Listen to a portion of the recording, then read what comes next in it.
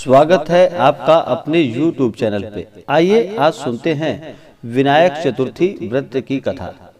हर माह के कृष्ण पक्ष और शुक्ल पक्ष की चतुर्थी तिथि के दिन गणेश चतुर्थी का व्रत किया जाता है। कृष्ण पक्ष में पड़ने वाली चतुर्थी को संकष्टी चतुर्थी और शुक्ल पक्ष में पड़ने वाली चतुर्थी को विनायक चतुर्थी के नाम से जाना जाता है। इस बार विनायक चतुर्थी का व्रत जो कि 6 मार्च 2022 दिन रविवार को मनाया जा रहा है। विनायक चतुर्थी के व्रत में इस दिन दिन भर उपवास रहते हुए भगवान गणेश का पूजन किया जाता है, माता दुर्गा का पूजन किया जाता है और शाम को फिर चंद्रोदय होने पर चंद्रमा को अर्घ्य देने के बाद ही इस व्रत को पूर्ण माना जाता है। इसके बाद ही भोजन ग्रहण किया जाता है।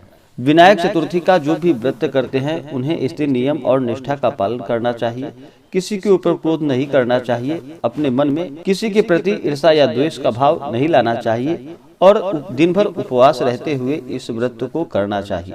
भगवान गणेश विघ्न हरता है, मंगल करता है, सभी प्रकार के विघ्नों को दूर करने वाले हैं। भगवान भोलेनाथ माता पार्वती के पुत्र भगवान गणेश को प्रथम पूजनीय का स्थान प्राप्त है। किसी भी शुभ कार्य या मंगल कार्य सबसे पहले भगवान गणेश का पूजन किया जाता है। भगवान गणेश सभी प्रकार के सुख और समृद्धि को प्रदान करते हैं और अपने भक्तों की सभी इच्छाओं को पूर्ण करते हैं।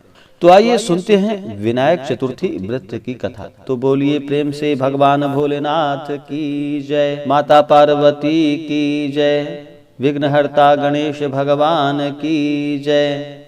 कि एक बार भगवान भोलेनाथ माता पार्वती जी नर्मदा नदी के किनारे बैठे थे। वहां माता पार्वती ने भगवान शिव से समय व्यतीत करने के लिए चौपड़ खेलने को कहा।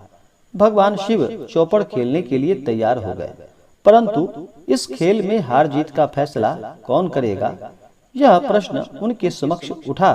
तो भगवान शिव ने कुछ तिनके एकत्रित कर उसका पुतला बनाकर उसकी प्राण प्रतिष्ठा कर दी और पुतले से कहा कि बेटा, हम चौपड़ खेलना चाहते हैं, परंतु हमारी हार जीत का फैसला करने वाला कोई नहीं है, इसलिए तुम बताना कि हम दोनों में से कौन हारा और कौन जीता।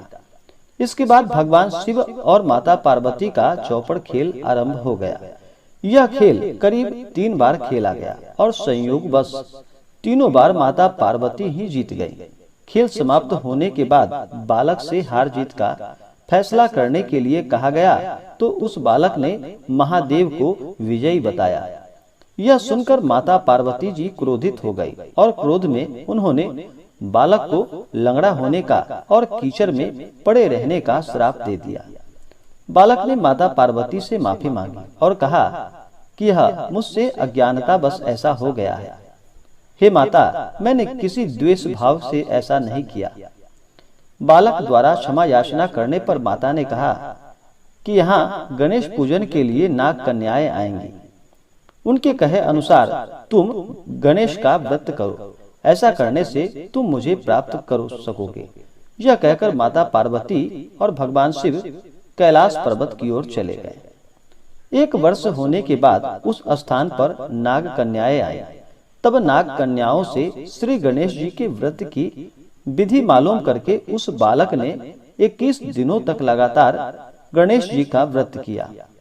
उसकी श्रद्धा से गणेश जी प्रसन्न हुए। उन्होंने बालक को मनोवांछित फल मांगने के लिए कहा, पर उस बालक ने कहा कि हे विनायक, मुझ में इतनी शक्ति दीजिए कि मैं अपने पैरों से चलकर अपने माता पिता के साथ कैलाश पर्वत पर पहुंच सकूं और वे यह देखकर प्रसन्न हो। तब बालक को वरदान देकर भगवान गणेश वहां से अंतर्ध्यान हो गए। इसके बाद वह बालक कैलाश पर्वत पर पहुंच गया और कैलाश पर्वत पर पहुंचने की अपनी कथा उसने भगवान भोलेनाथ से बताई। चौपड़ वाले दिन से ही माता पार्वती जी भगवान भोलेनाथ से विमुख हो गई थी। अतः देवी के रुष्ट होने पर भगवान शिव ने भी बालक के बताए अनुसार 21 दिनों तक श्री गणेश जी का व्रत किया। इस व्रत के प्रभाव से माता पार्वती के मन से भगवान शिव के लिए जो नाराजगी थी वह दूर हो गई। तब यह व्रत विधि भगवान शंकर ने माता पार्वती को बताई। यह सुनकर माता पार्वती के मन में भी अपने पुत्र कार्तिकेय से मिलने की इच्छा जागृत हुई। तब माता पार्वती ने भी 21 दिनों तक श्री गणेश जी का व्रत किया तथा दुर्वा, फूल और लड्डुओं से गणेश जी का पूजन अर्चन किया। व्रत के 21वें दिन कार्तिकेय स्वयं माता पार्वती से मिलने आए।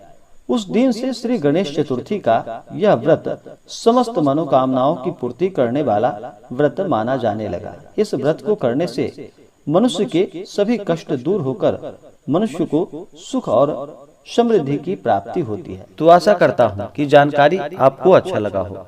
ऐसे ही जानकारियाँ प्राप्ति के लिए हमारे इस चैनल पे अगर आप नए हैं तो हमारे चैनल को लाल बटन दबा करके सब्सक्राइब जरूर करें। साथ में बेल आइकन घंटी को दबाना न भूलें ताकि मेरी वीडियो का नोटिफिकेशन आपको समय से मिलता रहे। वीडियो को लाइक और अपने मित्रों में शेयर करें। मिलते हैं फिर अगले वीडियो में, तब तक के लिए धन्यवाद।